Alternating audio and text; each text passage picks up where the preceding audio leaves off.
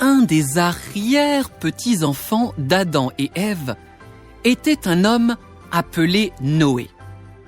C'était un homme qui voulait vraiment obéir à Dieu. Noé et sa femme avaient enseigné à leurs 3 fils à aimer Dieu, le créateur du ciel et de la terre. Mais toutes les autres familles de la terre faisaient le mal. Ils n'aimaient ni Dieu, ni leur prochain. La Bible dit que la méchanceté des hommes était grande sur la terre. Leur seule envie, c'était de faire le mal. Dieu voyait cette violence et ça l'a rendu très triste. Alors il s'est dit, « Je ne peux pas supporter ce que font mes créatures. Je regrette même de les avoir faites. Je vais mettre fin à leur vie. »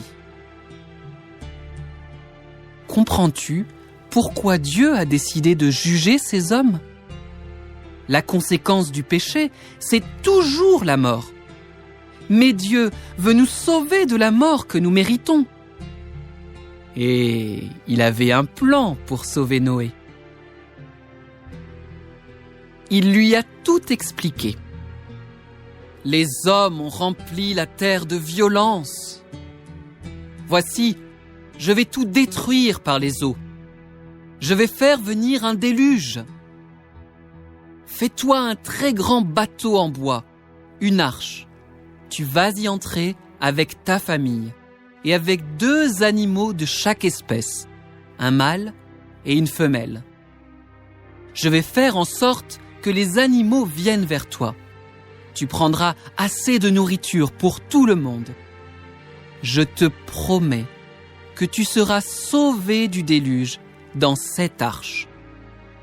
Noé a fait très soigneusement tout ce que Dieu lui avait demandé de faire. Pendant tout le temps de la construction de l'arche, Noé a averti les gens de son entourage.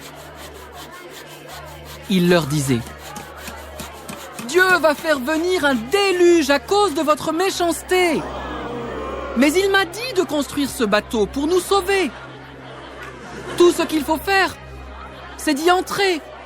Si vous restez dehors, vous allez vous noyer. » Mais les gens ont refusé de croire. Ils se sont probablement moqués de Noé en disant « Il est complètement fou, lui. Ce bateau est ridicule. » La construction de l'arche et la prédication de Noé ont duré plus de 100 ans. Dieu était très patient avec ces hommes méchants. Malheureusement, ils ont tous rejeté le salut que Dieu leur offrait. Noé et sa famille sont les seuls qui ont cru en Dieu. Ils sont entrés dans l'arche avec les animaux et Dieu lui-même a fermé la porte. Mais après toutes ces années, Dieu allait-il vraiment juger le monde ? Est-ce qu'il garderait sa promesse de protéger Noé et sa famille ?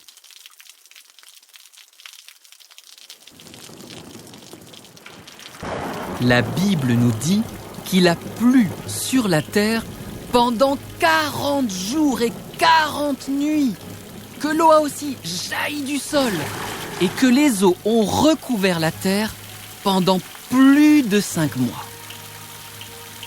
Tout ce qui vivait sur la terre a trouvé la mort. Quelle tragédie! Si seulement ils avaient écouté Noé. Mais Dieu veillait sur Noé et tous les autres dans l'arche. Il a envoyé un vent et il a fait arrêter la pluie.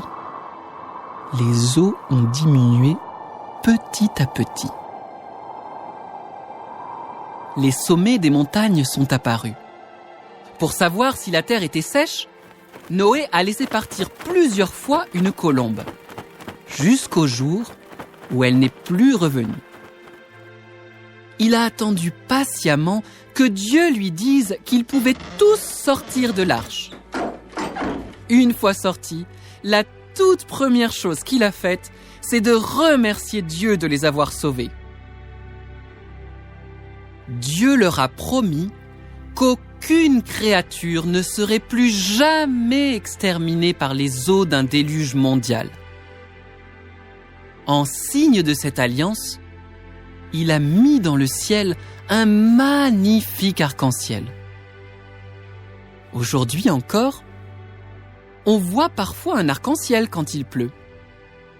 Alors, chaque fois que tu en verras un, rappelle-toi que c'est Dieu qui tient sa promesse.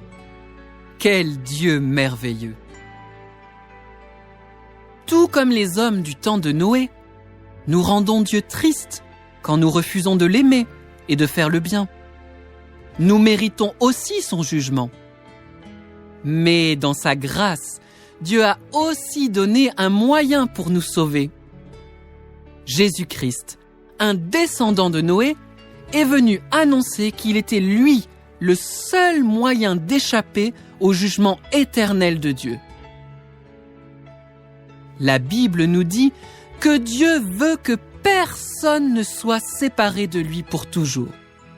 Au contraire, il veut que chacun fasse demi-tour. Tout comme Dieu a sauvé Noé du déluge, il te sauvera aussi du jugement si tu places ta confiance en Jésus-Christ.